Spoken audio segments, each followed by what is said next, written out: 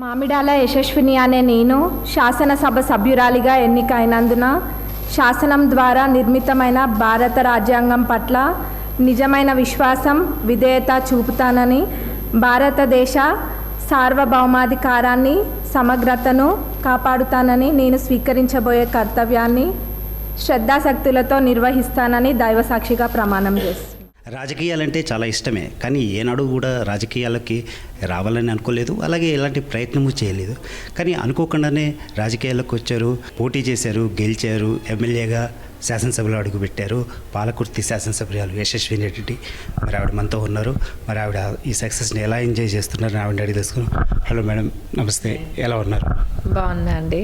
ఫలితాలు తెలిసిన రోజు ఎలా ఫీల్ అయ్యారు? శాసనసభలో అడుగుపెట్టి ప్రమాణ స్వీకారం చేసిన రోజు ఎలా ఫీల్ అయ్యారు? మీ స్పందన ఏంటి? ఫలితాలు తెలిసిన రోజు చాలా ఉత్సాహంగా, సంతోషంగా అనిపించిందండి. ఎందుకంటే ఇది నా గెలుపు కాదు, పాలకుర్తి ప్రజలందరి గెలుపు. ఇది వాళ్ళు ఎన్నో ఏళ్ళ నుంచి ఎదురు చూస్తున్నారు ఈ గెలుపు కోసము. కాంగ్రెస్ పార్టీ జెండా ఎగరాలి పాలకుర్తిలో అని.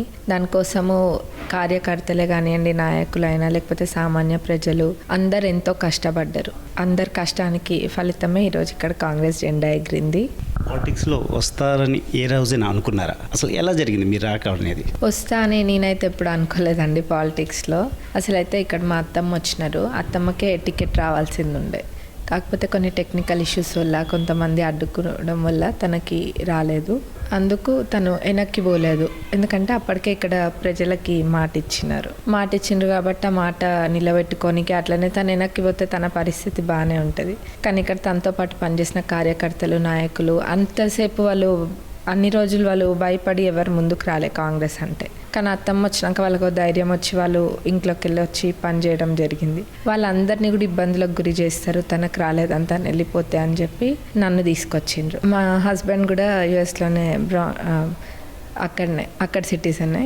కాకపోతే ఇంకా మరి సిచ్యువేషన్ అట్లా వచ్చింది కదా, మరి ప్రజలకు మాట ఇచ్చింది మా ఫ్యామిలీ కాబట్టి నేను కూడా రావడం జరిగింది. మీ బేసిక్ ఎడ్యుకేషన్ అంతా ఎక్కడ మేడం? ఏం చదివారు? నేను ఇక్కడనే అండి. ఎడ్యుకేషన్ అంతా హైదరాబాదే. నేను పుట్టింది అంతా, చదివింది అంతా హైదరాబాదే. బీటెక్ ఈసీఈ చేసిన నేను, electronics and communication. Further studies plan ఉండే, బట్ అదే సేమ్ ఇయర్ మ్యారేజ్ అయింది అనుకోకుండా. రాజకీయాలపై ఇంట్రెస్ట్ అయితే ఉంది, కానీ వస్తానని అనుకోలేదు. కాకపోతే మొదటి నుంచి అయినా, చిన్నప్పటి నుంచి అయినా మా ఫ్యామిలీ అని ఎవరైనా కాంగ్రెస్ పార్టీ. రాజకీయాల్లోకి లేడీస్ రావడం, ప్రచారం చేయడం, ప్రత్యర్థిని ఢీకొని వ్యూహ ప్రతివ్యూహాలు, ఇదంతా కూడా కష్టం అనిపించలేదు? అంటే మొదట్లో తలుచుకుంటే ఏదైనా కానీ మనకి భయం కావచ్చు, లేకపోతే ఏదైనా అనిపించచ్చు. తను అందులోకి దిగినాక అట్లేం లేదు, భయపడాల్సింది ఏం లేదు. కష్టం ఉంటుంది ఇంకా, అంటే మరి మన పర్సనల్ లైఫ్ అనేది మిస్ అవుతుంటాము. కాకపోతే జనాలకి మంచి చేయాలన్న ఉద్దేశం ఉంది కాబట్టి వాళ్ళకి సేవ చేయడానికి ఇక్కడ ఉన్నాం. రాజకీయాల్లో మీకు ఏమైనా రోల్ మోడల్ ఎవరైనా ఉన్నారా? రోల్ మోడల్ అంటే చాలామంది ఉన్నారండి. రాజశేఖర్ రెడ్డి గారు అందులో ఒకరు. చాలామంది ఉన్నారు పెద్దలు. ఇంకా అంటే ప్రచారం చేసేటప్పుడు ప్రియాంక గాంధీ వచ్చారు, రాహుల్ గాంధీ వచ్చారు. వాళ్ళ పక్క నుండి చూస్తుంటే ఎలా అనిపించింది? వాళ్ళ కుటుంబం మొదటి నుంచి అయినా కానీ ఈ దేశం కోసం ఎంతో చేసిండ్రండి. వాళ్ళని తప్పకుండా ఇన్స్పిరేషన్ లాగా తీసుకోవాలి. ప్రజాసేవ, వాళ్ళలాగా ప్రజాసేవ చేయాలి అందరు. ఎంతోమంది యువకులు మీ వెంట నడిచారు, ఎన్నికల్లో మీకు వాదోడుగా నిలిచారు కదా. మరి మీరు గెలిచిన తర్వాత వాళ్ళ కోసం ఏం చేయాలనుకుంటున్నారు? నేను వాళ్ళకి, యూత్ అందరికీ కూడా నేను చెప్పినా అండి, ఇక్కడ స్థానికంగా మేము ఎంప్లాయ్మెంట్ క్రియేట్ చేస్తాం. ఎవరైతే స్థానికులు ఉంటారో పాలకుర్తి లోకల్స్, వాళ్ళ కోసం మేము ఇక్కడ ఇండస్ట్రీస్ తీసుకొచ్చి ఎంప్లాయ్మెంట్ క్రియేట్ చేస్తామని వాళ్ళకి చెప్పినాము. అన్నట్టు కూడా తప్పకుండా ఎంప్లాయ్మెంట్ క్రియేట్ చేస్తాం. ముందో వెనుకనో కానీ ఎంప్లాయ్మెంట్ అయితే తప్పకుండా క్రియేట్ చేస్తాం. స్కిల్ డెవలప్మెంట్ సెంటర్ మా అత్తమ్మ వాళ్ళు ఇక్కడ 70 ఎకరాలు తీసుకున్నారండి గుత్తూరులో. అందులో స్కిల్ డెవలప్మెంట్ సెంటర్తో పాటు అనాథాశ్రమం, వృద్ధాశ్రమం కూడా పెడుతున్నారు. అదే కాకుండా ఎవరైనా యుఎస్కి వెళ్ళాలి అంటే విదేశాలకు వెళ్ళి చదువుకోవాలనుకున్న వాళ్ళకి కూడా కోచింగ్ సెంటర్. పాలకుర్తి ఈ నియోజకవర్గ అభివృద్ధికి ఇంకేమైనా ప్లాన్స్ ఉన్నాయా?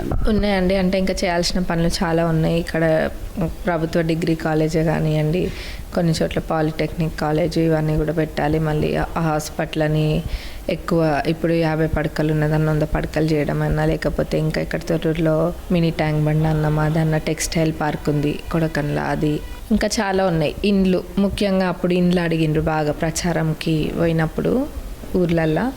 అవి అన్నీ ఒకదాని వెంబటి ఒకటి చాలా పనులు ఉన్నాయి చేయాల్సినవి. రిజర్వాయర్స్. మీరు ఇప్పుడు పాలిటిక్స్లో బిజీ అయిపోయారు, ప్లస్ ఇంట్లో పాప, ఇవన్నీ ఎట్లా మేనేజ్ చేసుకోవాలి? పాపని మమ్మీ చూసుకుంటారండి. అట్లనే మా హస్బెండ్ కూడా ఇప్పుడు ఇక్కడనే ఉన్నారు హైదరాబాద్లో. ఇంకా మా అత్తమ్మ కూడా ఇక్కడికి వచ్చినప్పుడు తను కూడా పాపతోటి స్పెండ్ చేస్తారు. అదొక్కటే కొంచెము పాపదే మిస్ అవుతా, చిన్న పాప కదా, అదొక్కటే నేను కొంచెం మిస్ అవుతా. కాకపోతే మేనేజ్ చేస్తున్నామండి ఇప్పుడైతే అట్లా ఇట్లా.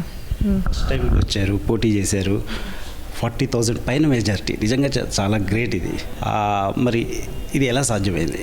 మా అత్తమ్మ ఇక్కడ 6 months బ్యాకే వచ్చిండ్రండి. ఇక్కడ ఉన్న వాళ్ళు అడుగుతూనే వచ్చిండ్రు పాలిటిక్స్లోకి. తను మరి ఇప్పుడు కాదు 30-40 ఏళ్ళ నుంచి కూడా మా అత్తమ్మ అమ్మలిద్దరు కూడా అభివృద్ధి కార్యక్రమాలు చేస్తున్నారు ఇక్కడ. ప్రజలు అది గుర్తించిండ్రు. ఏదో వీళ్ళు కొత్తగా రాజకీయాలకు రాలే, మనం పిలుస్తూనే వచ్చిండ్రు. రాజకీయాల కోసం వీళ్ళు పనులు చేయలేదు, 30-40 ఏళ్ళ నుంచి కూడా వీళ్ళు మాకు పనులు చేస్తున్నారు. ఇక్కడ తొర్రూరులో కూడా 30 పడకల ఆసుపత్రి ఎప్పుడో కట్టియడం జరిగింది, 30 ఏళ్ళ కిందనో 20 ఏళ్ళ కిందనో. అవన్నీ జనాలు గమనించి వీళ్ళు మాకు సేవ చేయడానికి వచ్చిండ్రని చెప్పి వాళ్ళు అందరూ అదే అభిప్రాయంతో మాకు ఓటేయడం జరిగింది. అట్లనే కాంగ్రెస్ పార్టీ కోసము ఇక్కడ ఈ నియోజకవర్గంలో కాంగ్రెస్ పార్టీ గెలవాలని వాళ్ళు ఎప్పటి నుంచో కోరుకుంటున్నారు. ఆ కోరిక ఈరోజు తీరింది. మీ స్పీచెస్ కూడా ఎన్నో చూసాము, చాలా చెప్పాలనుకో సూటిగా స్పష్టంగా చెప్పడం. అసలు ఈ 1000 మంది తోటి ముందు మాట్లాడడం ఎలా అనిపించింది? అంటే ఇంతకుముందు ఇప్పుడు మీరు మాట్లాడలేదు, కాలేజీలో ఏమన్నా డిబేట్స్ అట్లాంటి వాటిలో ఉన్నారు, అసలు ఎలా? లేదండి, నాకు నేను ఫస్ట్ ఇంత పెద్ద స్టేజెస్ మీద మాట్లాడడం ఇదే మొదటిసారి. నాకు నేను ఇట్లా మాట్లాడతా అని కూడా నేను అనుకోలేదు. కాకపోతే వచ్చిన మొదటి రోజు నేను ఎట్లా మాట్లాడినా అన్నది అందరు చూసి ఉంటారు. కానీ 2-3 రోజులకే ఆ జనాలలోకి వెళ్తుంటే నాకు అది వాళ్ళ బాధలు వాళ్ళు చెప్పుకుంటుంటే, వాళ్ళ ఎన్ని ఇబ్బందులు పడ్డారు, వాళ్ళకి ఏమేం కావాలి, ఏమవుతుంది అసలు ఇక్కడ అన్నది చెప్తే అది వాళ్ళని చూసి వచ్చింది నాలో, అది స్వతహాగా వాళ్ళని చూసి వచ్చింది. ప్రచారం చేస్తున్న దశలో ఎందుకు వచ్చానని ఏ క్షణంలో అనిపించిందా? ఎందుకు వచ్చానా అని అయితే నాకు ఎప్పుడు అనిపించలేదండి. ఎందుకంటే నాకు మొత్తము ఈ హోల్ ప్రాసెస్లో నాకు బాగా నచ్చింది ఏంటంటే ఆ జనాలలోకి వెళ్ళి వాళ్ళ బాధలు తెలుసుకోవడము. ఇప్పటిదాకా అది తెలుసుకోవడం అనేది జరిగింది. ఇంకా ముందు కూడా నేను మళ్ళీ అన్ని గ్రామాలకి తండలకు మళ్ళీ వస్తా అని చెప్పిన, వెళ్ళి నేను నేరుగా వాళ్ళ సమస్యలు ఏమున్నాయో తెలుసుకొని అందులో ఏది కరెక్ట్ ఏది, కొంతమంది ఉత్తగా కూడా చెప్తారు కదా, ఏది కరెక్టో ఏది కాదో నేను వెళ్ళి నేను చూసి తెలుసుకుంటా. అదే తీరుగా దానికి తగ్గట్టు పనులు కూడా చేస్తాం. గెలిచిన తర్వాత నియోజకవర్గంలో అడుగు పెట్టారు కదా, నిజంగా నియోజకవర్గ ప్రజలు బ్రహ్మరథం పెట్టారు. ఎలా అనిపిస్తుంది వాళ్ళ ఆప్యాయత, వాళ్ళ అభిమానం చూస్తుంటే మీకు? చాలా మంచిగా అనిపిస్తుందండి. నేను ఇందాక కూడా చెప్పినట్టు నాకు ఈ హోల్ ప్రాసెస్లో నచ్చింది ఏంటంటే ఆ జనాలు అన్నది, వాళ్ళకి ఉన్న ఇబ్బందులు వాటిని తీరవాలన్నది ఉంది మైండ్లో. వాళ్ళు క్యాంపెయినింగ్ మేము మాకు 28th రోజు క్యాంపెయినింగ్ ఈవినింగ్ లాస్ట్ డే కదా, ఆ రోజు కూడా మేము ఇక్కడికి వస్తే అందరూ చూసే ఉంటారు.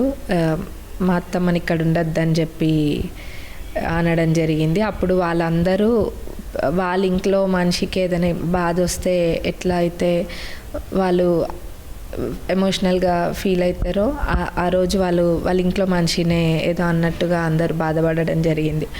అది చూసి నాకు అనిపించింది ఇది మనకేం పెడితే వస్తుంది, అది ఏదో తెచ్చి పెట్టుకుంటే వచ్చేది కాదు కదా. ఇంతమంది అభిమానము మన మీద ఉందంటే అంతకన్నా అదృష్టం ఇంకొకటి లేదని అనిపించింది. కాబట్టి వాళ్ళు మా మీద ఎన్నో ఆశలు కూడా పెట్టుకున్నారు. అంటే అది వాళ్ళకి జరగాల్సిన పనులు ఏదో మేము మా దాంట్లో నుంచి పెట్టేది కాదు, ఆ పనులన్నీ కూడా వాళ్ళకి చేయాలి. వాళ్ళ ఆశల్ని చేయకుండా నేను ఆ పనులన్నీ చేస్తాను. చాలామంది గెలిచిన తర్వాత అంటే బిజీ షెడ్యూల్ వల్ల కావచ్చు అందుబాటులో ఉండరు, నియోజకవర్గ ప్రజలకి కొంచెం అందుబాటులో. మరి మీరు ఎలా ప్లాన్ చేసుకుంటున్నారు, ఏమని చెప్తారు? నేను ఎప్పుడు ఉంటా ఎట్లా అన్నది అది నేను తెలియక ముందే గ్యారంటీగా చెప్పానండి. కాకపోతే మా నియోజకవర్గ ప్రజలకు మటుకు ఏదో ఒక రకంగా తప్పకుండా అందుబాటులో ఉండి వాళ్ళకి సామాన్యుల ఇబ్బందులు కూడా నేరుగా మేమే తెలుసుకుంటామని చెప్తాం. సీఎంని కలిశారు, ఎలా అనిపిస్తుంది, ఏమన్నారు మిమ్మల్ని? సీఎం గారిని కలిసినామండి, మంచిగా అనిపించింది. వారి దగ్గర నేర్చుకునేది ఎంతో ఉంది. మరి జూనియర్స్కి మేము అందరం కూడా నేర్చుకుంటాం. అలాగే అసెంబ్లీలో చాలామంది మిమ్మల్ని అప్రిషియేట్ చేశారు, చాలా చిన్న వయసులో ఎమ్మెల్యేగా రావడం అనేది. వాళ్ళందరూ మిమ్మల్ని అలా ప్రైజ్ చేస్తుంటే ఎలా అనిపిస్తుంది? మంచిగా అనిపించిందండి. సీనియర్స్ కదా, వాళ్ళ దగ్గర ఇందాక నేను చెప్పినట్టు నేర్చుకోవాల్సింది ఎంతో ఉంది. వాళ్ళందరి బ్లెస్సింగ్స్ కూడా మా మీద ఉంటాయి, యంగ్స్టర్స్ మీద. వాళ్ళ ఎక్స్పీరియన్స్ కూడా మాతో షేర్ చేసుకుంటారు. మీరు చాలా యంగ్, యువకులకు మీరు ఇచ్చే సలహా కానీ సూచన కానీ ఏమైనా ఉందా? యూత్ ఇప్పుడు ఫ్యూచర్ అనేది మన యూత్ చేతిలో ఉంది. మనం అందరం కూడా సరైన దారిలో వెళ్ళి అట్లనే కుటుంబ విలువలు తెలుసుకొని తల్లిదండ్రుల్ని మంచిగా చూసుకోవాలి. మనము మన ఇంటిని మంచిగా చూసుకుంటేనే మనకి మంచిది. ఇంకా రాజకీయాల్లోకి రావాలని యూత్ ఎవరైనా అనుకుంటే కూడా రావచ్చు.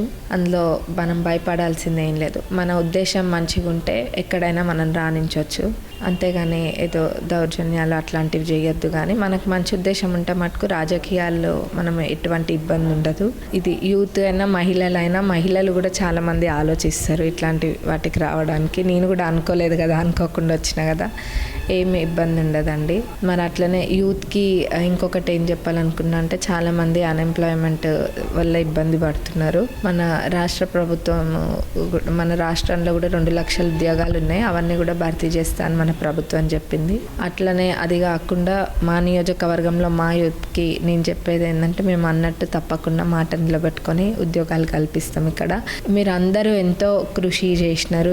ఈరోజు గెలుపులో మీది పెద్ద పాత్ర.